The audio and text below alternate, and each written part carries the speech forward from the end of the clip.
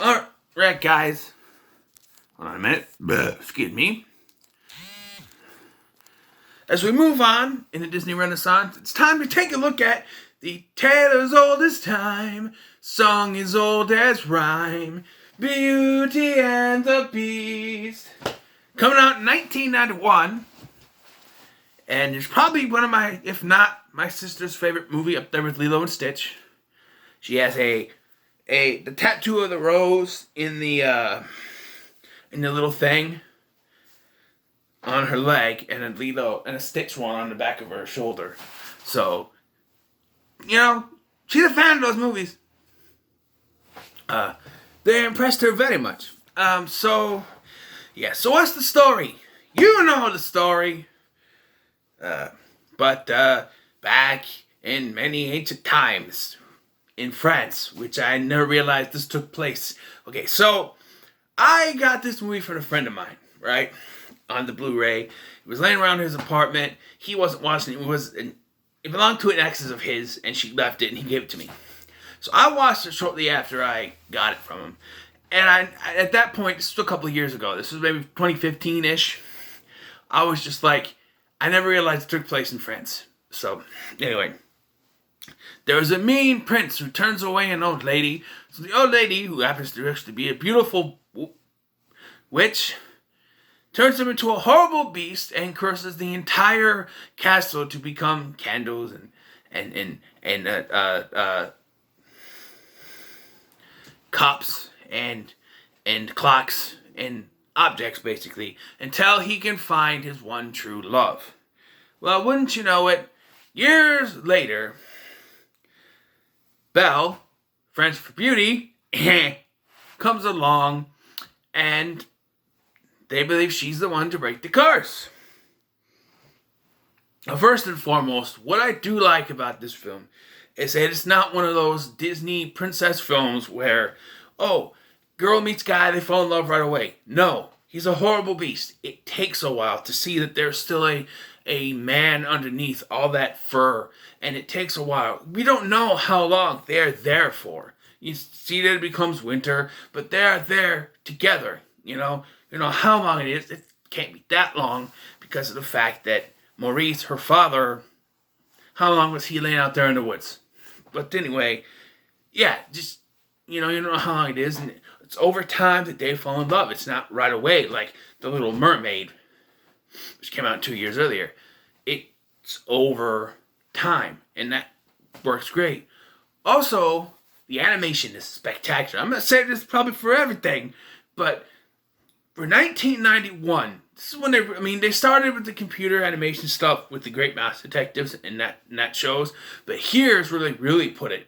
This and Aladdin and The Lion King are the ones that they really pushed forward with the computer animation, as it were, and this is just great. The ballroom scene, you know what I'm talking about.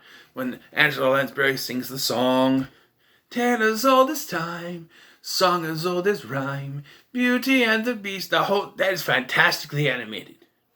The voice performances from Robbie Benson as the Beast. He's gruff when he needs to be. He's soft when he needs to be. He's great. You have Lemure, and voiced by Jerry Orbach from Law and Order. No shit. I never knew that until like 2013-ish, that it was him. And Cogsworth, voiced by, I think it's John Cleese. Or no, it's David Ogden Stiers. David Ogden Stiers, that's what it is. He was in a lot of those Disney movies. But yeah, fantastic. I'm not sure who does Belle. I don't think it's Jodie Benson, but I'm not sure. Yes. And the villain, Gaston. No one's big like Gaston. No one's thick as Gaston. No one's neck is as incredibly thick as Gaston. As a specimen, yes, I'm intimidating. I think he's a wonderful villain. He's one of my favorite villains, to be honest. I tend to gravitate towards the male villains when it comes to Disney side. Him, Frollo, McLeach, Redigan. Redigan. I tend to go towards the male villains. There's some good female villains, Ursula and Cruella de Vil. Cruella de Vil. But Gaston is probably one of my favorite. Top 5 at least.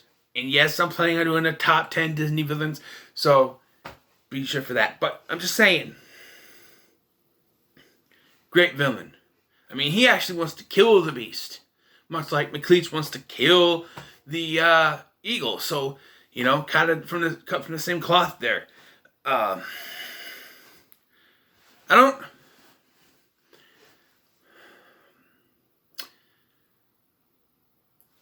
Now, where some of the negative stuff comes in is really like...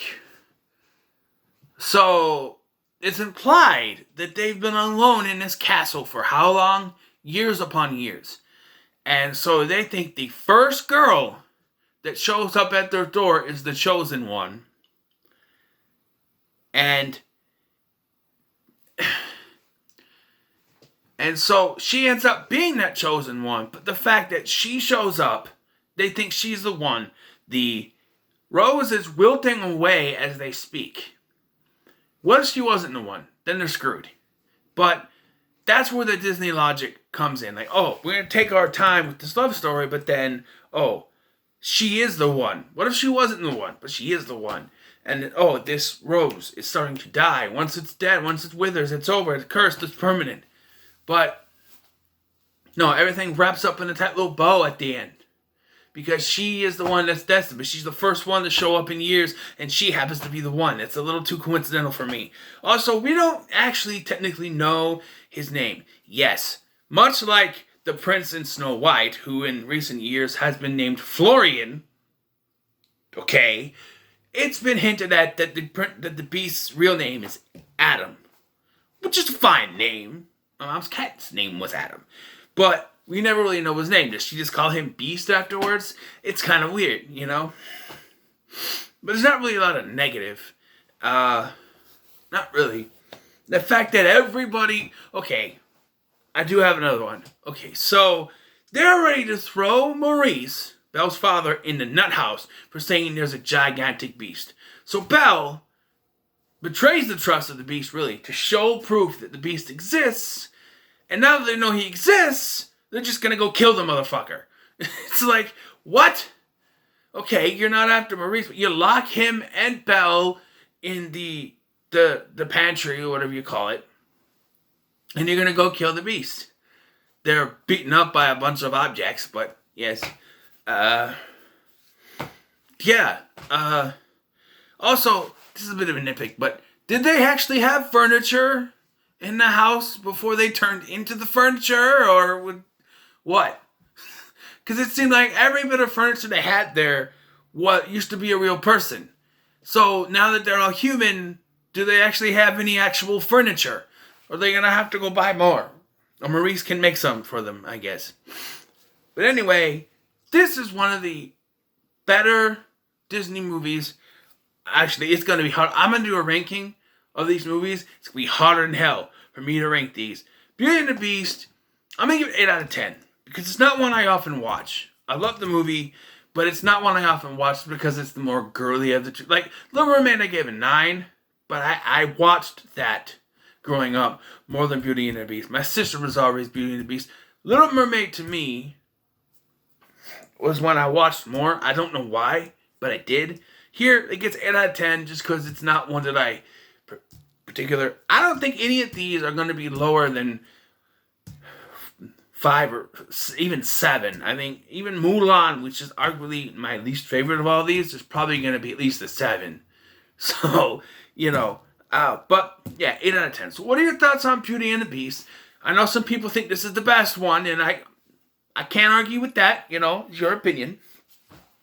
Arguably, in the top tier of these, there are 3 that they would put as the best. It's either Beauty and the Beast, Aladdin, or The Lion King. You know? But, yeah. So, what are your thoughts on Beauty and the Beast? Let me know in the comments below. Make sure to like, share, and subscribe. Thank you for watching. I've been Scotty. See you in the next one.